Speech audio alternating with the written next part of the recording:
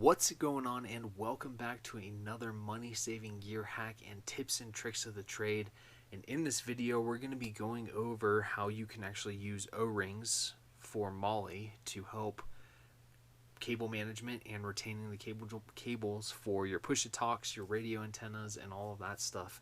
It was something that just kind of came about randomly. I've never seen anybody do this before, so maybe it's a first, maybe it's not. But when it comes down to it, I was looking for some zip ties, couldn't find them. Had a box of O-rings out that I had just recently found for some other, equipment and stuff like that. And I was like, well, I wonder if I could use a O-ring to be able to pass the cables through the MOLLE that you see here, and be able to retain and control the cables for all of my radio equipment. So tried it out and it worked, and I was like, well, I've never seen anybody else do this before, so I might as well make a video on it so that way you guys can see how to set this up and be able to manage cables for all of your electronic and communication equipment. So with that, all you're going to need is a couple of 22 by 2 millimeter O-rings, a cleaning rod of some sort, or just a rod in general to help be able to pull this stuff out and not damage the O-ring, and then whatever push-to-talk you're running. So I'll do this on the other side, but pretty much just to kind of give you an overview of how it's set up. You'll take your push-to-talk, set it up on your plate carrier, and then you can just run the push-to-talk connector through the O-ring, pass the O-ring through the MOLLE, and then pass the connector back through the O-ring, and that will help hold everything in place like you see here.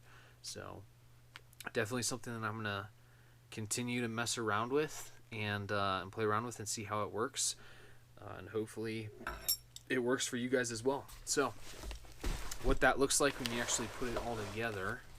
So if I have my push to talk right here, and this one's just an extra one that I have that is missing some stuff, so we'll just use this for demonstration purposes.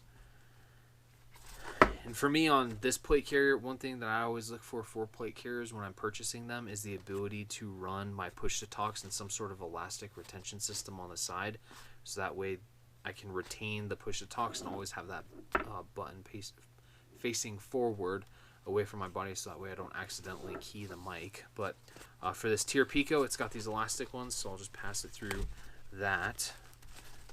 If you don't have it, no big deal. I know there are a couple of other plate carriers out there that you can set stuff up with similar to this, and they have MOLLE on the side here. But with the MOLLE here, what you'll end up doing is you'll take your O-ring, like I said, pass it through, or pass your connector through the O-ring, and then take your O-ring, push it down into the MOLLE, like so, and then take your cleaning rod, find that O-ring, and grab it like so, kind of fishing it out. And then you'll pull enough space to get at least 2 fingers in there, maybe 3, and then pass your connector back through like you see here.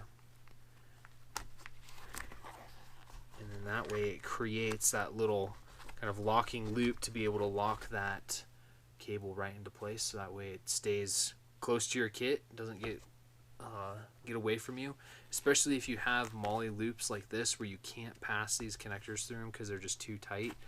Even trying to take the plate out of the plate carrier and pass the connector through the MOLLE wasn't working, so I was like, well, I gotta figure something out. Tried to find the zip ties, those didn't show up, so ended up just using these O-rings, and it's good to go now. So yeah, hopefully that helps you guys out. It's definitely something that I just learned on the fly. So if you have any questions, please feel free, leave a comment. We'll help you out in any way that we can. And with that, like, share, and subscribe, and we'll see you next time.